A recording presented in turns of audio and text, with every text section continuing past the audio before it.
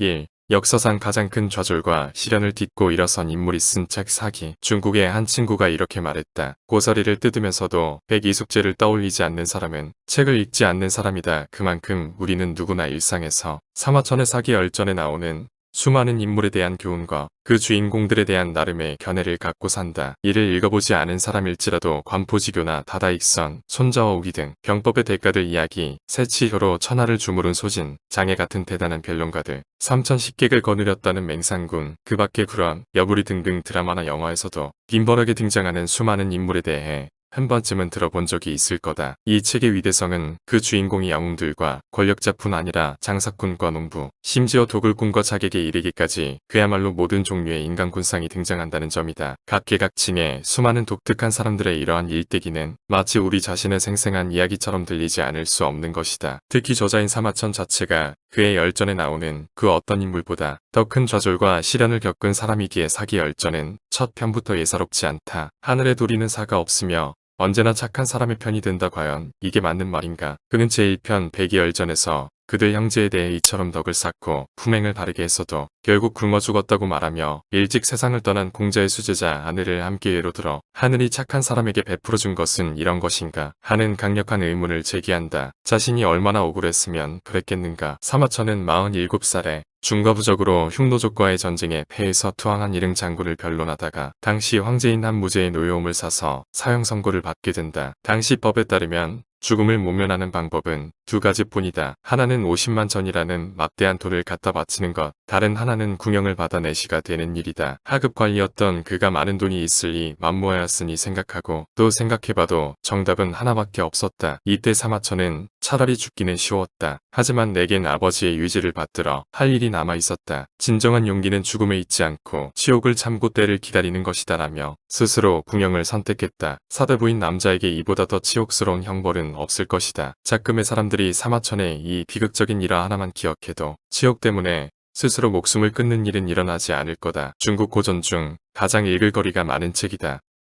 사학자들이 흔히 말하듯 사기는 역사와 문학의 경계를 허물어버린 책이다. 그래서 그토록 재밌고 교훈적인 내용도 풍부하다. 아마도 거기 나오는 사자성어와 명언, 명구 천여 개 항목만 제대로 인식해도 예전과는 확연히 달라진 당신의 모습을 발견하게 될 것이다. 또한 이 책은 단순한 사실의 나열을 넘어서 작가가 공정한 비판 정신으로 각각의 사건에 대한 진실을 끝까지 파헤치려 한 책이다. 이런 연유로 인생사 모든 문제의 해결책이 여기에 있다고 감히 말할 수 있다. 만일 외계동, 서양의 모든 책 가운데 각각 하나씩만 남겨놓으라면 동양에선 사마천의 사기를, 서양에선 나의 사업을 성공으로 이끌어준 리처드 코치의 80-20 법칙을 택할 것이다. 한정된 자원의 효율적인 배분으로 적은 노력으로도 많은 성과를 낼 수 있는 방법을 소개하는 이 80-20 법칙에 대해서는 나중에 따로 설명하기로 한다.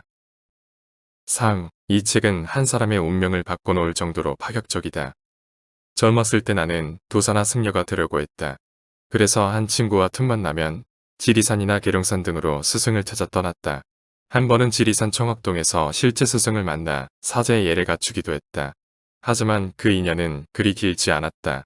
곧 잔인한 획득의 시장으로 끌려 내려오지 않으면 안 되었기 때문이다. 당시 내가 읽은 책들은 주로 사서 삼경을 비롯한 동양 고전이나 플라톤, 셰익스피어 전집 같은 서양 철학, 문학 서적이 주류를 이루었다. 이런 종류의 책만을 읽다 보니 괜스레 자신을 옥죄는 일이 많았다. 특별한 잘못이 없는데도 늘 자진해서 부족한 면을 찾아 반성해야 하는 답답함 같은 게 느껴졌다. 이때 그나마 숨통을 트이게 해준 책은 노자의 도덕경이나 장자 등이었다. 하지만 그것만으론 부족했다. 바로 그때 만난 것이 사기였는데 이 책이야말로 나 자신을 구속하는 비좁은 틀에서부터 나를 구출해냈다. 황제에서 무지막지한 도척에 이르기까지 이들의 다양한 삶은 내가 세상의 단면만을 보며 사는 답답함에 대해 질책을 하고 거기 머물러 있으면 안 된다는 교훈을 준 것이다. 생각해보라. 가끔 지진이 일어나서 수만 명이 한꺼번에 목숨을 잃는 일이 발생하는데 그로 인해 생명을 잃은 모든 사람은 이른바 성현들이 말하는 악인들인가.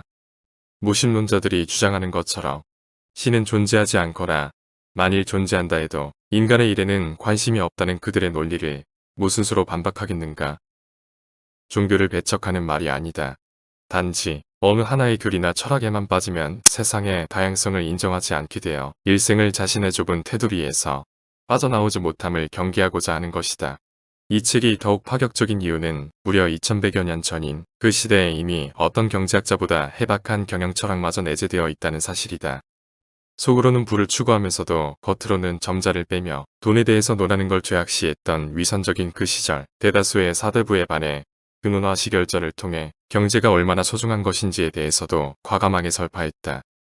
중국의 역대 거부 30여 명을 예로 들고 이로 밀어볼 때 치부하는 데는 정해진 직업이었고 재물에는 정해진 주인이 없다. 재능이 있는 사람에겐 재물이 모이고 못난 사람에게서는 호련이 흩어지고 만다.